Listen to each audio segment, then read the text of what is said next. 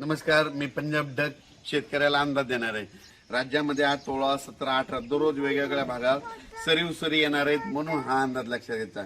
राज्यातल्या सर्व शेतकऱ्याला सांगू इच्छितो की ज्यांच्या जमिनीमध्ये ओल आहे, तुम्ही काय करा की जमिनीत पेरणीची तयारी करा। जमिनीत 1 फूट असेल तर तुम्ही पेरणीची तयारी करू शकता, म्हणून हे अंदाज लक्षात घ्यायचा।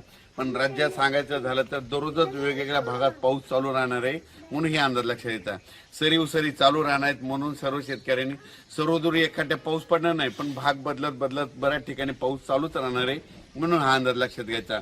पूर्व विदर्भ, पश्चिम विदर्भ, दक्षिण महाराष्ट्र, उत्तर महाराष्ट्र, कोकणपट्टी, खानदेश, मराठवाडा या सगळ्या भागामध्ये वेगवेगळ्या भागामध्ये दररोजच पाऊस आहे।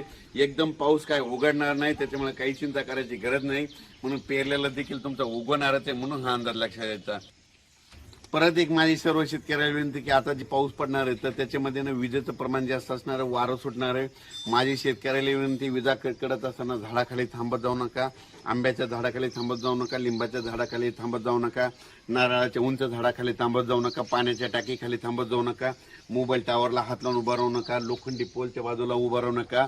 या भागावर जास्त विजा चमकत्यात आणि पडतात देखील, म्हणून माझी सगळ्याला विनंती, विजा कडकडायला लागल्या, आपला जो मजूर आहे, आपला जो कामगार आहे, त्यांना म्हणायचं सरळ घरी जा आणि स्वतःचा जीव वाचव। असं करून तुम्ही तुमचं विजेपासून संरक्षण करायचं। अचानक वातावरणात बदल झाला तर उद्या एक लगेच मेसेज दिला जाईल। धन्यवाद।